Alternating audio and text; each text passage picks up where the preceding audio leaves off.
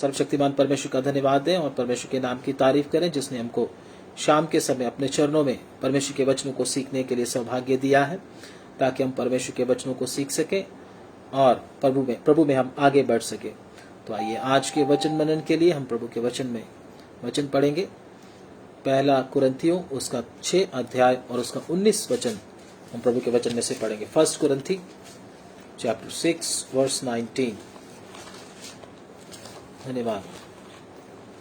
क्या तुम नहीं जानते कि तुम्हारी देह पवित्र आत्मा का मंदिर है जो तुम में बसा हुआ है जी, और तुम्हें परमेश्वर की ओर से मिला है जी, और तुम अपने नहीं हो जी।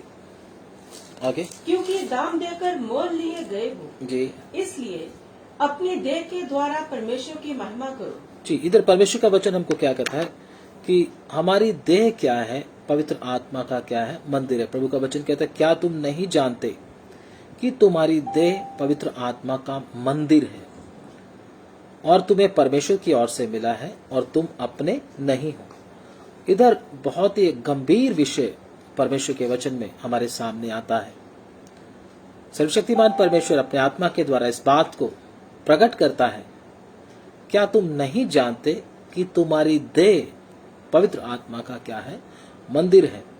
अगर हम परमेश्वर के वचनों में परमेश्वर के वचनों का अध्ययन करें तो अगर पुराने नियम में देखें तो परमेश्वर के कितने मंदिरों के विषय में लिखा गया है, जिसमें मुख्य मिलाप वाला तंबू है और उसके बाद जरूब्बाबेल का मंदिर है और उसके बाद देखें तो सुलेमान का मंदिर, फिर उसके बाद हेरोदेस का मंदिर हम देखते हैं। और ऐसे अगर हम परमेश्वर के वचन की स्टडी करते हैं तो लगभग परमेश्वर के वचनों में 10 मंदिरों के बारे में वर्णन किया गया है। तो जब हम प्रभु के वचन में इन मंदिरों का अध्ययन करते हैं तब हम इन वचनों को समझ पाते हैं। हम में से बहुत लोगों ने इन वचनों को बहुत बार पढ़ा होगा तो इतना समझ में नहीं आया होगा, लेकिन इन वचनों को समझने के लिए परमेश्वर के वचन में जो 10 मंदिरों के बारे में वर्णन किया गया है, उन मंदिरों के बारे में हमको स्टडी करना अति अनिवार्य है ताकि हम परमेश्वर के वचन की गहराई को जान सकें। तो जब हम परमेश्वर के वचन में से इसको खोल कर देखते हैं तो सबसे पहले सर्वशक्तिमान परमेश्वर ने मूसा को मिलाप वाला तंबू जिसको हम बोलते हैं वो तंबू बनाने के लिए परमेश्वर ने आज्ञा दिया कि वो मेरे लिए एक पवित्र स्थान बनाए ताकि जिसके बीच में मैं निवास कर सकूं। मैं बहुत सारे वचन बिना वर्ष के बोलूंगा, आप बाद में उसको पढ़ सकते हैं। तो अगर एक एक वचन को पढ़ते तो समय उसमें बहुत खर्च होता है, तो इसलिए मैं वचन बोलता जाऊंगा, बाद में आप उसको पढ़ सकते हैं। तो परमेश्वर ने जब मूसा को बोला उसमें मैं वास करना चाहता हूं, उसमें निवास करना चाहता हूं, वो मंदिर मेरी इच्छा के अनुसार बनाया जाए, जैसे मैंने बोला है वैसे बनाया जाए। तो जब मूसा ने उस मंदिर को, उस तंबू को परमेश्वर के कहने के अनुसार एक एक चीज को बना दिया तो प्रभु के वचन में लिखा परमेश्वर की उपस्थिति उस मंदिर के अंदर भर गई, परमेश्वर का तेज उस मंदिर के अंदर भर गया और मूसा भी उस मंदिर के अंदर ठहर नहीं सका। मतलब किसी को उस मंदिर के अंदर रुकने की आज्ञा फिर नहीं रही जब परमेश्वर का महिमा उस मंदिर में भर गया। क्यों? क्योंकि परमेश्वर उस मंदिर में वास करने के लिए आया था। वास करने के लिए क्यों आया था? ताकि मनुष्यों के मध्य में रहे। प्रभु कहता मेरे लिए एक पवित्र स्थान बनाए। असल में क्या है, सर्वशक्तिमान परमेश्वर मनुष्यों के मध्य में रहना चाहता है, लेकिन मनुष्यों के मध्य में रहना है तो एक पवित्र जगह चाहिए। ऐसे परमेश्वर मनुष्यों के मध्य में नहीं रह सकता, क्योंकि सर्वशक्तिमान परमेश्वर बुराई को बिल्कुल भी देख नहीं सकता। परमेश्वर बेशक विलंब से क्रोध करने वाला है, लेकिन बुराई को सहन नहीं करता है परमेश्वर। तो सर्वशक्तिमान परमेश्वर मूसा को बोला मेरे लिए एक पवित्र जगह बनाओ। पवित्र जगह कैसे बनती है? जैसे परमेश्वर ने बोला है वैसे अगर हम करते हैं तभी पवित्र स्थान का निर्माण हो सकता है। अगर हम अपनी मर्जी के अनुसार कुछ करने लगे, अपनी मर्जी के अनुसार आराधना करने लगे, अपनी मर्जी का प्रचार करने लगे, अपनी मर्जी का उपदेश बनाने लगे, तो वो स्थान पवित्र नहीं रहेगा। क्योंकि मनुष्य कितना भी कोशिश करे, कहीं ना कहीं वो क्या करता है, गड़बड़ी करता है, कहीं ना कहीं अपनी बुद्धि लगाकर उस चीज को अशुद्ध करता है। इसीलिए परमेश्वर ने क्या बोला कि मेरे लिए एक पवित्र स्थान बनाए, जैसा तुझे दिखाया गया वैसा ही उसको बनाना करके प्रभु के वचन में लिखा है। आजकल बहुत सारी जगहों में हम देखते हैं लोग बहुत बड़े बड़े चर्चेस में जाते हैं, बड़े बड़े चर्चेस में जाकर क्या करते हैं, अपने अपने तरीके से आराधना करते हैं। कुछ तो चर्चेस में धुआं उठाते हैं, कुछ लोग चर्चेस में डांस करते हैं, कुछ लोग चर्चेस में अलग अलग तरीके से आराधना किया करते हैं, बहुत ज्यादा म्यूजिक के साथ आराधना करते हैं। तो वो चीजें क्या है, परमेश्वर की इच्छा के अनुसार नहीं, बल्कि मनुष्यों को जो अच्छा लगता उन्होंने अपने तरीके से उसको अपना आराधना करने का ढंग को ढाल लिया। तो उसमें क्या आ जाता है, परमेश्वर की इच्छा नहीं होती, उसमें अशुद्धि आ जाती है। लेकिन परमेश्वर के वचन में जैसा लिखा, प्रभु के वचन में लिखा, डरते और कांपते हुए सर्वशक्तिमान परमेश्वर की आराधना करें। क्योंकि परमेश्वर के सामने हम डांस नहीं कर सकते, परमेश्वर के सामने हम पाप करके नाच नहीं सकते। अगर हम परमेश्वर के सामने गलतियां करके पाप करके नाचते हैं तो उसका अंजाम क्या होगा, आप जरा सोच कर देख लें। बहुत सारे लोगों को यह बात समझ अभी तक नहीं आई है। परमेश्वर के सामने खेलने की कोशिश करते हैं। हम मनुष्यों में से कोई भी उसके सामने घमंड के साथ खड़ा हो नहीं सकता, कोई भी परमेश्वर के सामने नाच नहीं सकता। नाचने का मतलब मुझे कोई टेंशन नहीं, मेरे अंदर कोई बुराई नहीं, मैं तो बिल्कुल ठीक हूं, मैं जो परमेश्वर के सामने कुछ भी कर सकता हूं। मेरे भाई, हम मनुष्य बेशक हमने उद्धार पाया है, बेशक हम लोगों ने बपतिस्मा लिया है, बेशक हम लोगों ने पवित्र आत्मा का दान पाया है, लेकिन फिर भी हम मनुष्यों के अंदर बाहरी तौर पर और कईयों के अंदरी तौर पर, आंतरिक तौर पर बहुत सी बुराइयां अभी भी हैं। परमेश्वर का दास पौलुस कहता है, परमेश्वर हमको हर बुरी बात से, परमेश्वर मुझे हर बुरी बात से छुड़ाएगा। मतलब अभी भी हमारे अंदर ऐसी कमी, घटियां, बुराइयां हैं जिसको अभी तक हमने जाना पहचाना नहीं है। लेकिन जैसे जैसे परमेश्वर के वचन को सीखते जाते हैं, हम उन बुराइयों को, हम उन कमी घटियों को अपने अंदर देखते चले जाते हैं। तो परमेश्वर चाहता है कि उसके मंदिर का निर्माण या उसमें होने वाला काम उसी की इच्छा के अनुसार ही हो। जब हम परमेश्वर के वचन में आगे जाकर देखते हैं तो वचन पढ़ते हैं दोबारा इसको, पहला कुरिन्थियां उसका 6 अध्याय उसका 19 और 20 वचन दोबारा पढ़ेंगे। क्या तुम नहीं जानते जी कि तुम्हारी देह पवित्र आत्मा का मंदिर है, जी जो तुम में बसा हुआ है, जी और तुम्हें परमेश्वर की ओर से मिला है, हाँ और तुम अपने नहीं हो। जी, बस। क्या तुम नहीं जानते कि तुम्हारी देह पवित्र आत्मा का क्या है, मंदिर है। तो परमेश्वर के मंदिर की बात को अगर आपने समझना है तो उसमें मुख्य कुछ बातें हैं, मैं आपको बताना चाहता हूं ताकि आप सीखें उसको, और सेवक भी उनको सीख रहे हैं, आप लोग भी उनको सीखें थोड़ा थोड़ा करके, ताकि आप लोगों को भी मालूम हो, ताकि परमेश्वर का मंदिर की गंभीरता क्या है। तो जब हम परमेश्वर के वचन में देखते हैं तो मिलाप वाला तंबू सबसे पहले जो परमेश्वर के रहने का निवास स्थान बनाया गया, वचन में देखते हैं बाहर से एक साधारण तंबू है, दिखने में इतना खूबसूरत नहीं है, एक आम तंबू की तरह है। लेकिन जब हम उसके अंदर एंटर करते हैं, उसके अंदर प्रवेश करते हैं, वो बहुत ही खूबसूरत है, बहुत ही खूबसूरती से भरा हुआ है। उसके अंदर सोना ही सोना है, लेकिन बाहर देखें तो पर्दे हैं और क्या है, थोड़े उसको बांधने के लिए क्या है, रस्सियां हैं, खूंटे हैं और बहुत सी चीजें परमेश्वर के वचन में बताया गया। तो खंबे हैं। तो इस प्रकार से मिलाप वाला तंबू खड़ा किया गया। दिखने में एक साधारण तंबू है, लेकिन जब उसके अंदर कोई प्रवेश करता है उसको मालूम हो जाता है यह तंबू कितना खूबसूरत है। तो इसी प्रकार से परमेश्वर के वचन में बोला गया है कि तुम्हारी देह पवित्र आत्मा का मंदिर है। मतलब वो जो तंबू हमारी देह की तरह है, वो हमारी देह को रिप्रेजेंट करता है, हमारे शरीर को रिप्रेजेंट करता है। वो बाहर से इतना दिखने वाला खूबसूरत नहीं है। तो अगर हम तंबू, बहुत सारे लोग बोलते हैं बाहर से खूबसूरत दिखना चाहिए, लिपस्टिक लगाना चाहिए, ये करना चाहिए, फैशन करना चाहिए, बहुत सारे, कुछ नहीं होता जी, इससे क्या हो जाता है। लेकिन अगर आप परमेश्वर के मंदिर हैं तो इसलिए प्रभु का वचन कहता, क्या तुम नहीं जानते कि तुम्हारी देह पवित्र आत्मा का मंदिर है। ये वचन पुराने नियम में लिखा नहीं है, मैं आपको बोल दूं, क्योंकि पुराने नियम के लोग परमेश्वर के मंदिर नहीं थे। पुराने नियम के लोगों को यह छूट था, लेकिन नए नियम के लोग क्या बन गए? सर्वशक्तिमान परमेश्वर का मंदिर बन गए। मंदिर में बहुत सारे कानून थे, व्यवस्था थी, और उस मंदिर को जिस प्रकार से परमेश्वर ने बोला था उसी प्रकार से बनाया गया था। उसमें मनुष्य की कुछ भी मर्जी नहीं चलती थी। उसमें परमेश्वर वास करता था, उसमें रहता था, परमेश्वर की प्रेजेंस थी।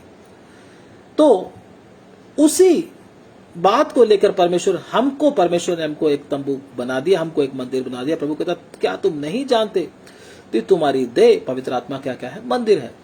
तो परमेश्वर हमारी बाहरी खूबसूरती पर ध्यान नहीं देता है। अब नए नियम में आकर परमेश्वर हमारे अंदर की खूबसूरती पर ध्यान देता है, क्योंकि परमेश्वर के वचन में जब हम श्रेष्ठ गीत में भी पढ़ते हैं, श्रेष्ठ गीत में भी इस वचन के बारे में वर्णन किया गया है। तो प्रभु के वचन में श्रेष्ठ गीत की किताब निकालेंगे। अगर आपके पास बाइबल है, उस बाइबल को ओपन करेंगे, हम श्रेष्ठ गीत की किताब प्रभु के वचन में से निकालेंगे और पढ़ेंगे प्रभु के वचन में से, श्रेष्ठ गीत की किताब में से। धन्यवाद। श्रेष्ठ गीत, और उसका हम पढ़ेंगे प्रभु के वचन में से श्रेष्ठ गीत, उसका 4 अध्याय और उसका 12 वचन से पढ़ेंगे। मेरी बहन, मेरी दुल्हन, किवाड़ लगाई हुई बारी के समान जी, किवाड़ बंद किया हुआ सोता और छाप लगाया हुआ झरना है। हाँ, परमेश्वर के वचन में बेशक पुराने नियम में के लोगों को, संतों को परमेश्वर ने अपना मंदिर करके नहीं बोला है, लेकिन फिर भी सर्वशक्तिमान परमेश्वर ने कलीसिया के बारे में श्रेष्ठ गीत में अच्छी तरह से वर्णन किया है। प्रभु के वचन में लिखा, जो बुद्धिमान है वही इसको समझ पाएंगे, लेकिन दुष्टों में से कोई भी इन वचनों को, इन बातों को समझ नहीं पाएगा। श्रेष्ठ गीत की किताब को पढ़ने के लिए आपको बुद्धिमान होना है। बुद्धि किसकी तरफ से आती है? सर्वशक्तिमान परमेश्वर की तरफ से आती है। अगर आप परमेश्वर की आत्मा से भरे हुए हैं तो परमेश्वर का आत्मा आपको बुद्धि, समझ और ज्ञान देगा। तो इस वचन में खोल कर बताया गया है कि मेरी बहन, मेरी दुल्हन, मेरी बहन का मतलब एक ही घराने से लिए गए लोग, एक ही घराने के लोग। मेरी बहन, मेरी दुल्हन किवाड़ लगाई हुई बाड़ी के समान है, किवाड़ बंद किया हुआ सोता और छाप लगाया हुआ झरना है। इसको पूरा नहीं बताऊंगा, थोड़ा सा बताकर आगे जाऊंगा। मतलब एक ऐसी बारी है, बारी का मतलब जैसे अंगूरों की एक बाड़ी होती है, अंगूर लगे होते हैं या और एप्पल्स लगे होते हैं या बहुत तरह के फल फ्रूट लगे होते हैं। तो उसमें लिखा किवाड़ लगाई हुई, मतलब उसको बाहर से पूरी तरह से बंद किया हुआ है, 4 दीवारी की गई हुई है, उसके अंदर किसी को दिखता नहीं है। बाहर दिखने से एक दीवार है, सिंपल दीवार खड़ी की हुई है, लेकिन जब अंदर जाकर देखोगे तो कितने प्रकार के उसके अंदर फल लगे हुए हैं। तो यीशु मसीह की दुल्हन, यीशु मसीह की कलीसिया जो प्रभु का मंदिर बन चुके, वो भी इसी प्रकार से हैं। बाहर से एक साधारण व्यक्ति की तरह नजर आते हैं, लेकिन अगर उनके अंदर जाकर देखें तो कितने आत्मिक फलों से वो भरे हुए हैं करके प्रभु के वचन में लिखा हुआ है।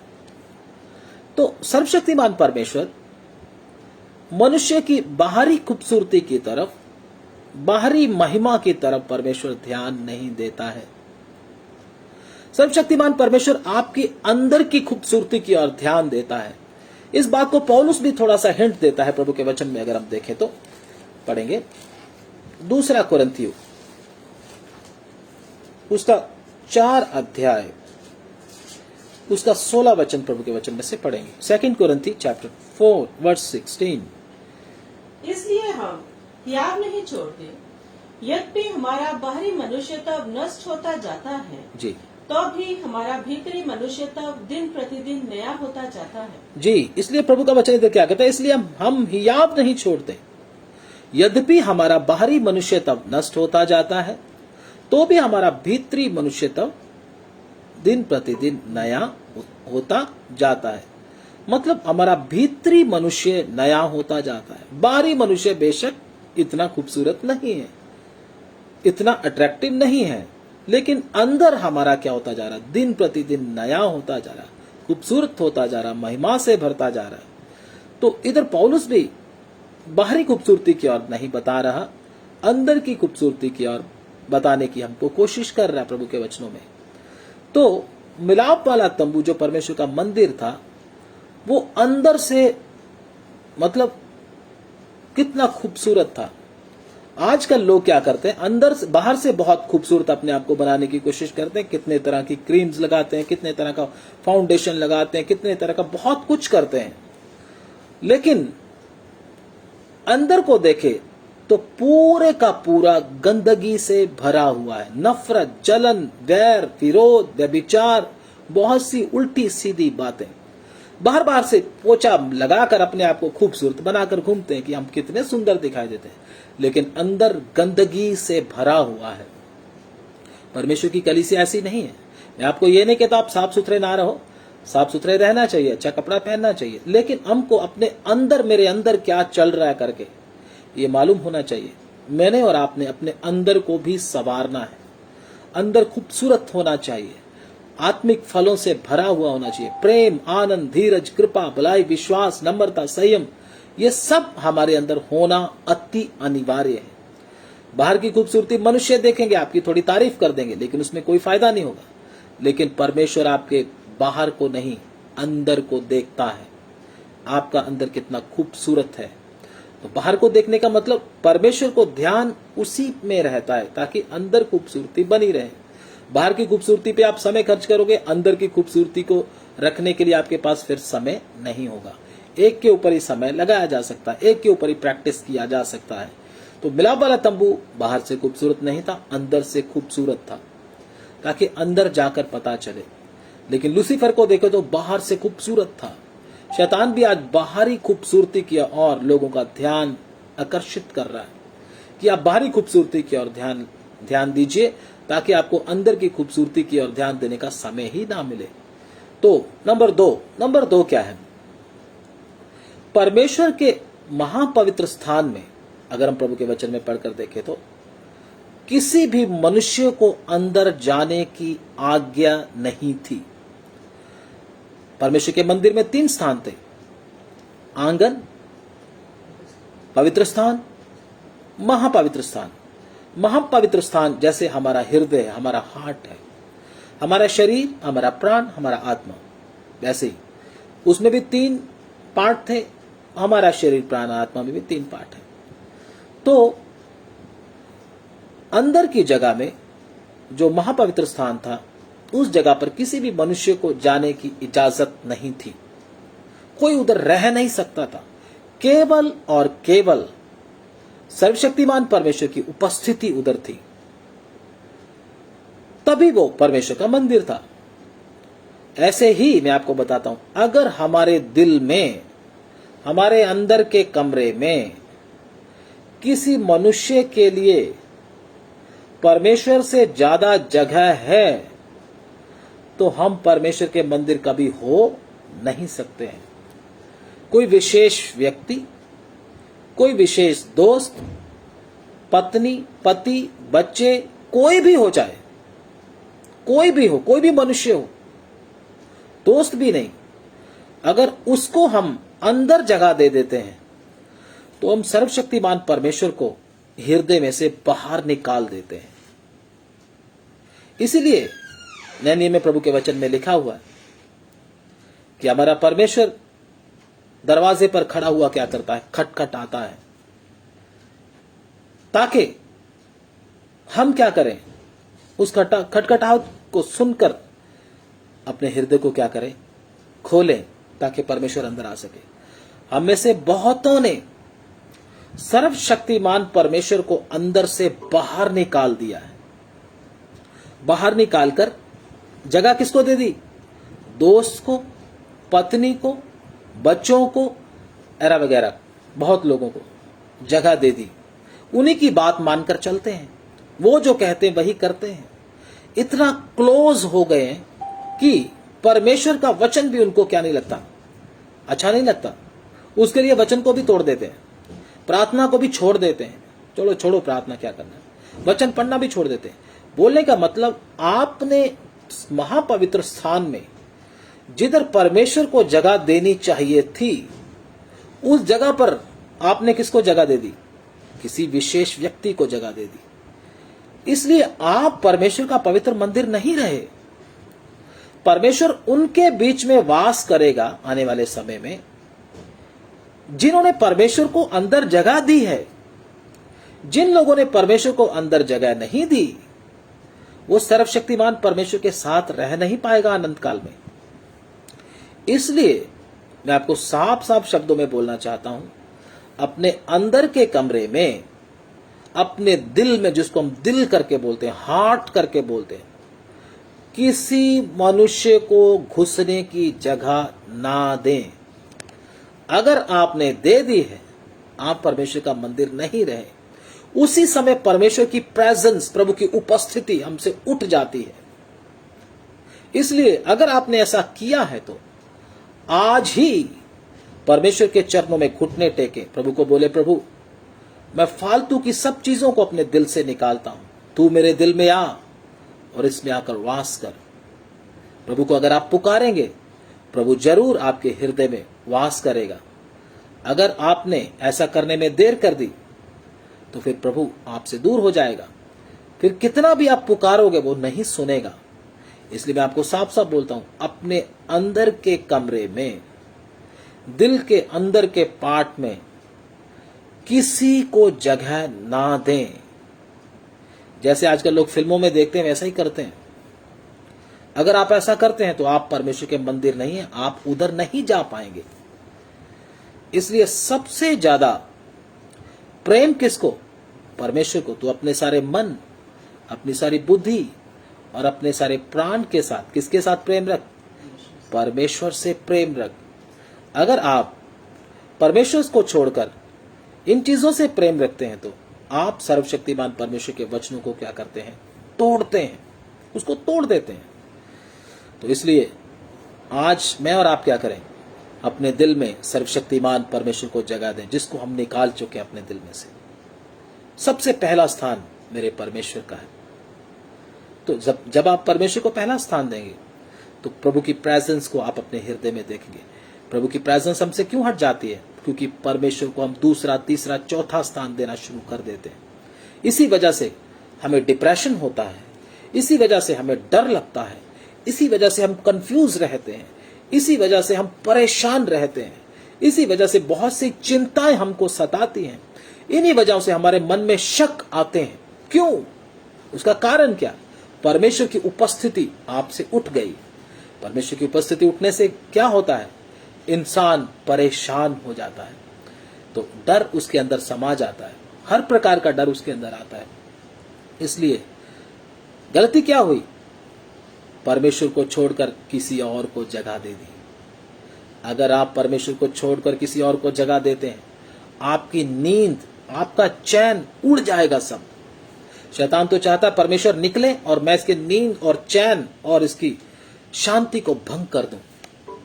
आज इसी कारण बहुत सारे लोग परेशान हैं, दुखित हैं। बहुत सारे विश्वासी भी इन चीजों में फंस गए इन अंतिम समय में। इसलिए मैं आपसे विनती करता हूं, अपने परमेश्वर को पहला स्थान दें। अपने हृदय के कमरे में किसी को घुसने की जगह ना दें, अन्यथा बहुत दिक्कत में आएंगे आप। एक और बात मैं आपको बताना चाहता हूं। सर्वशक्तिमान परमेश्वर का मंदिर अगर आप हैं तो सर्वशक्तिमान परमेश्वर के मंदिर में वाचा की 2 पट्टियां थी। आप सबने पढ़ा होगा। 2 पट्टियां, वाचा की 2 पट्टियां पत्थर की बनी हुई थी। तो उस पे परमेश्वर ने अपनी उंगली से लिखा था। 10 हुक्म लिखे थे प्रभु के वचन में। अगर हम देखते हैं तो 2 पट्टियां क्यों?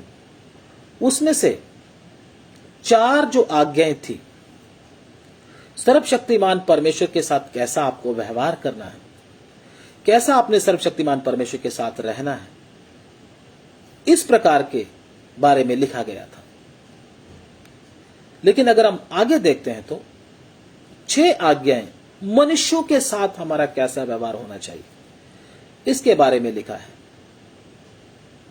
आपका डिवाइन लाइफ कैसी होनी चाहिए, आपकी सोशल लाइफ कैसी होनी चाहिए, परमेश्वर के वचन में लिखा है।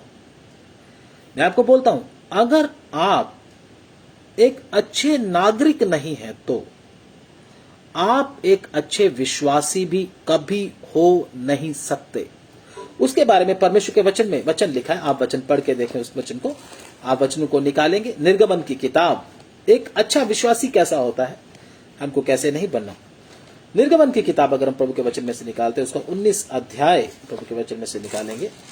निर्गमन उसका 19 अध्याय, 20 अध्याय, माफ करना 20 अध्याय और उसका 12 वचन जब हम पढ़ते हैं तो 12 वचन से पढ़ना शुरू करेंगे, उधर हमको क्लियर हो जाएगा।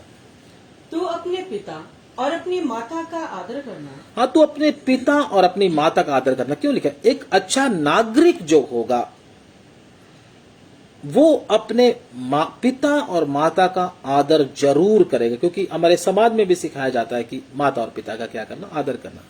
और आगे, जिससे जो देश तेरा परमेश्वर यहोवा तुझे देता है उसमें तू बहुत दिन तक रहने पाए। हाँ, इसमें परमेश्वर आशीष भी दिया है। मतलब हर मनुष्य को क्या करना है, अपने पिता और माता का आदर करना, चाहे वो अनपढ़ हैं, चाहे वो पढ़े लिखे हैं, बुजुर्ग हैं, कैसे भी हैं, हमने उनका आदर करना है। जी आगे, तू खून ना करना। तू खून ना करना। प्रभु के वचन में क्या लिखा? तू खून ना करना। जिससे किसी का नुकसान हो वो काम तूने नहीं करना है। वचन में लिखा, जो अपने भाई से बैर रखता है वो खूनी है, हत्यारा है। तो आज कितने लोग किसी की तरक्की पर जलने लगते हैं। थोड़ा सा किसी के पास थोड़ा सा पैसा आ जाए वो जलने लगते हैं। किसी की गाड़ी देख ली, अंदर से जलन आ जाती है। ऐसा सिर्फ अन्य जातियों में नहीं, विश्वासियों में भी ये बात पाई जाती है। कोई थोड़ा सा ज्यादा आत्मिक हो गया, दूसरे को जलन होने लगती है।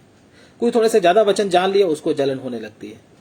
तो प्रभु तो अगर ऐसा जलन हमारे अंदर है तो प्रभु का वचन कहता तू हत्यारा है। तो एक अच्छा प्रभु का दास या विश्वासी बनने के लिए सबसे पहले आपको अच्छा नागरिक भी होना बहुत जरूरी है। अगर आप दूसरों से जलन, नफरत, बैर ऐसा कुछ रखते हैं, डा वगैरह रखते हैं, तो आप अच्छे प्रभु के दास या अच्छे विश्वासी कभी हो नहीं सकते। परमेश्वर का मंदिर आप हो ही नहीं सकते कभी भी। आगे, तू व्यभिचार ना करना। तू व्यभिचार ना करना। एक व्यभिचारी कभी भी प्रभु का मंदिर हो नहीं सकता, क्योंकि आज के समय में सबसे ज्यादा होने वाला पाप है व्यभिचार। सबसे ज्यादा होने वाला इंटरनेट के थ्रू, सोशल मीडिया के थ्रू सबसे बड़ा पाप व्यभिचार है। तो सर्वशक्तिमान परमेश्वर कहता है, परमेश्वर का मंदिर बनने के लिए या एक अच्छा नागरिक भी बनने के लिए आपको, या एक अच्छा विश्वासी बनने के लिए व्यभिचारी नहीं होना, क्योंकि व्यभिचारियों का मार्ग नरक की ओर जाता है। परमेश्वर ने व्यभिचारी को नरक की आग में डालने के लिए बोला है, सीधा नरक की आग में।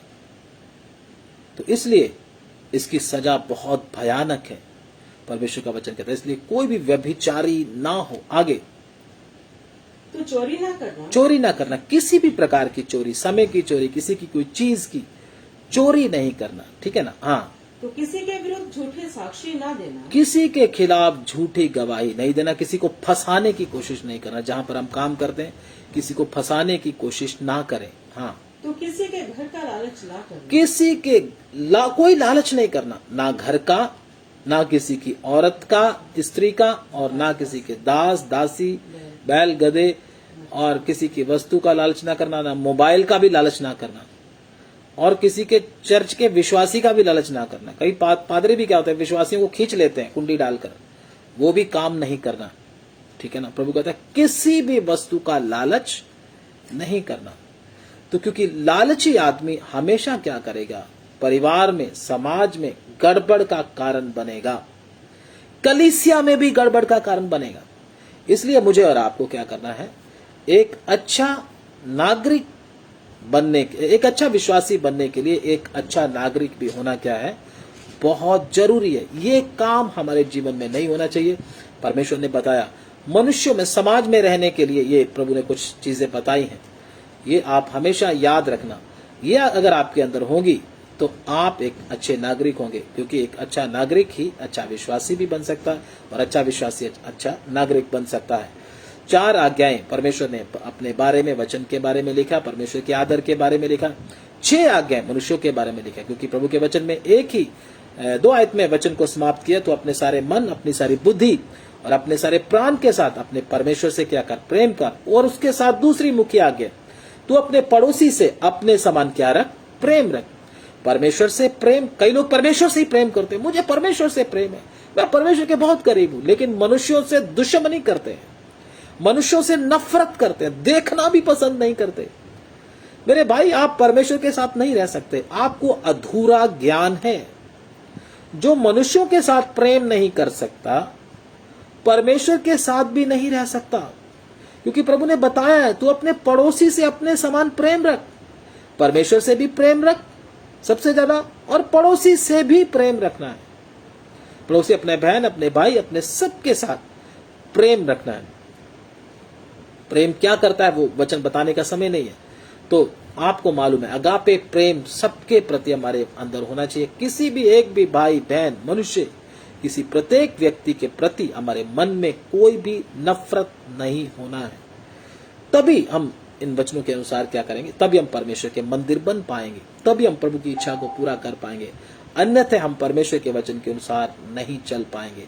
तो परमेश्वर का मंदिर होने के लिए बाहर की खूबसूरती की ओर कुछ भी नहीं, अंदर की खूबसूरती की ओर हमारा ध्यान होना है पूरे का पूरा। और उसके बाद क्या लिखा है प्रभु के वचन में, और महापवित्र स्थान में परमेश्वर के अपने हृदय में किसी दूसरे को क्या नहीं होना, अंदर आने की आज्ञा नहीं होना, सिर्फ और सिर्फ परमेश्वर ही होना है अंदर। पहला स्थान सर्वशक्तिमान परमेश्वर को, अगर परमेश्वर का मंदिर अगर आपने होना है, अगर आप किसी विशेष व्यक्ति को ज्यादा समय देते हैं, उसको ज्यादा ध्यान देते हैं, उसकी सुनते हैं परमेश्वर को छोड़कर, तो आप परमेश्वर का मंदिर नहीं हो सकते। और नंबर 3 हमने क्या सीखा था, परमेश्वर का अच्छा दास या विश्वासी होने के लिए आपको एक अच्छा नागरिक भी होना जरूरी है, क्योंकि प्रभु के वचन में लिखा है तो अपने सारे मन, अपनी सारी बुद्धि और अपने सारे प्राण के साथ परमेश्वर से प्रेम रख। और दूसरी मुख्य आज्ञा, तो अपने पड़ोसी से अपने समान प्रेम रख। और नंबर 4 मैं आपको बताता हूं, अभी जल्दी जल्दी मैं आपको बताऊंगा, अभी आगे ज्यादा नहीं जाएंगे। नंबर 4 क्या है, परमेश्वर का मंदिर अगर आप हैं तो आपके अंदर से लोग परमेश्वर की आवाज को सुनते हैं। पुराने नियम में जब परमेश्वर का मंदिर में सर्वशक्तिमान परमेश्वर वास करता था, तो लोग परमेश्वर की आवाज को अंदर से सुनते थे, परमेश्वर की इच्छा को उस मंदिर से जानते थे। अगर आप परमेश्वर का मंदिर हैं तो लोगों ने आपके अंदर से परमेश्वर की आवाज को सुनना है। परमेश्वर की आवाज को आप कैसे सुन सकते हैं, अगर आपके अंदर परमेश्वर का वचन होगा। परमेश्वर का वचन अगर नहीं होगा, आपने परमेश्वर के वचन का अध्ययन नहीं किया, उसको अच्छी तरह से सीखा नहीं है, तो परमेश्वर आपके द्वारा बात कभी नहीं करेगा, क्योंकि वचन अंदर होना बहुत जरूरी है। तो वचन का उदाहरण मैं आपको देता हूं, परमेश्वर का वचन जो कि जब हम पवित्र स्थान में देखते हैं तो उधर एक भेंट की रोटी की मेज है, उधर 12 रोटियां इज़राइल के एक एक गोत्र के अनुसार उधर रखी हुई है। उधर ताजी रोटियां 12 रखी जाती हैं, वो परमेश्वर के वचन को बताती हैं। अगर आपके अंदर परमेश्वर के वचन की वो रोटियां नहीं हैं, तो आप परमेश्वर का मंदिर नहीं है। परमेश्वर आपके द्वारा लोगों के साथ बात नहीं करेगा। मैंने अगर परमेश्वर का मंदिर होना है तो मेरे द्वारा परमेश्वर ने लोगों के साथ बात करना है। अगर ऐसा नहीं होता तो मैं अभी तक परमेश्वर का मंदिर नहीं हूं। नेक्स्ट 5वां, मैं 2 और बताकर समाप्त करूंगा। परमेश्वर के मंदिर में हर समय बलिदान चढ़ाया जाता था, हर समय धूप जलाया जाता था, बलिदान चढ़ाया जाता था। तो ऐसे ही अगर आप परमेश्वर का मंदिर है तो आपके हृदय में हर समय होठों का बलिदान परमेश्वर का धन्यवाद का बलिदान आपके मुंह से निकलना है। हमारे मुंह से तो उल्टी सीधी बातें, इधर उधर की बातें ही निकलती हैं सारा दिन। आप सच सच बताएं, परमेश्वर तेरा धन्यवाद करके दिन में कितनी बार मुंह से निकलता है? सच सच बताएं।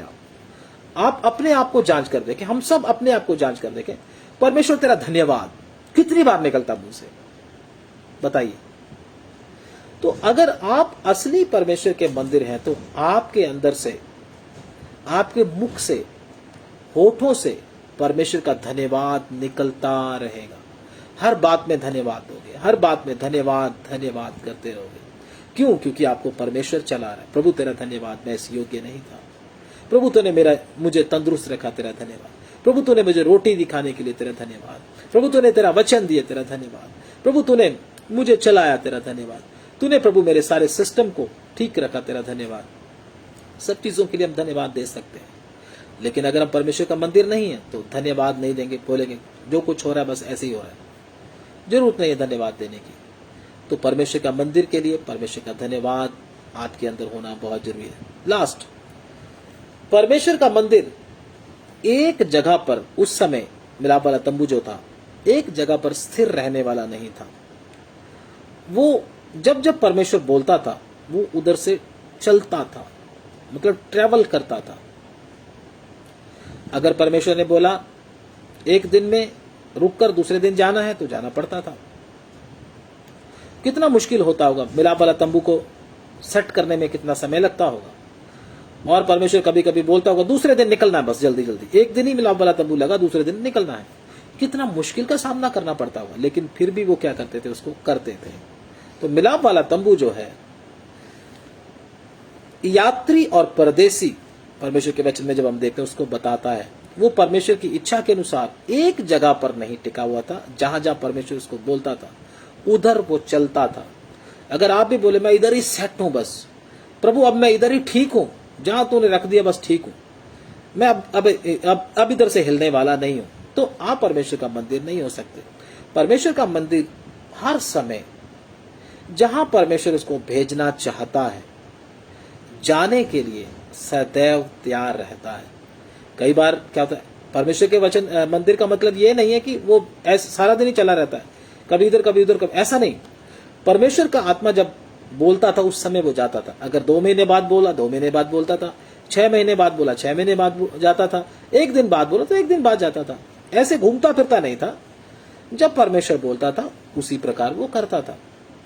तो अगर आप भी परमेश्वर के मंदिर हैं तो परमेश्वर जिधर आपको भेजेगा आप जाने के लिए सदैव तैयार रहेंगे। तो मुझे और आपको अगर परमेश्वर का मंदिर होना है तो सबसे पहले बाहरी सुंदरता की ओर इतना ध्यान नहीं, बाहरी सफाई की ओर ध्यान देना, सुंदरता की ओर ध्यान नहीं देना। दूसरा, परमेश्वर के मंदिर में, इस हृदय में किसी और को अंदर घुसने की आज्ञा नहीं, दिल में। नंबर 3, परमेश्वर की वाचा की पट्टियां इसके अंदर थी। उसमें क्या था, परमेश्वर के लिए भी नियम, परमेश्वर के साथ कैसे रहना है, मनुष्यों के साथ कैसे रहना है। तो एक अच्छा विश्वासी होने के लिए एक अच्छा नागरिक भी होना बहुत जरूरी है। ये मैंने आपको बताया था, क्योंकि परमेश्वर मनुष्यों से भी संबंध ठीक चाहता है हमारा। नंबर 4, परमेश्वर की आवाज को लोग उसके अंदर सुनते थे। नंबर 5, हर समय बलिदान चढ़ाया जाता था। और नंबर 5 हमने नंबर 6 पढ़ा था, यात्री और परदेसी की तरह एक विश्वासी, एक सेवक चलता है। जब परमेश्वर जहां चाहे उसको लेकर जा सकता है। प्रभु इन वचनों के द्वारा आपको बहुत आशीष दे। आइए हम भी परमेश्वर के मंदिर बन जाएं। परमेश्वर एक दिन हमारे हृदय में, एक दिन हमारे साथ वास करेगा। प्रभु के वचन में लिखा, देखो परमेश्वर का डेरा मनुष्य के बीच में है, वो उनके मध्य में रहेगा और उनके आंखों के सब आंसू पोंछ डालेगा। आइए हम भी उस तैयारी के लिए इस वचन को पढ़ा है, और आइए हम भी इस वचन को अपने ऊपर प्रैक्टिकल करें। तो इन वचनों के द्वारा आप सबको बहुत बहुत आशीष दें।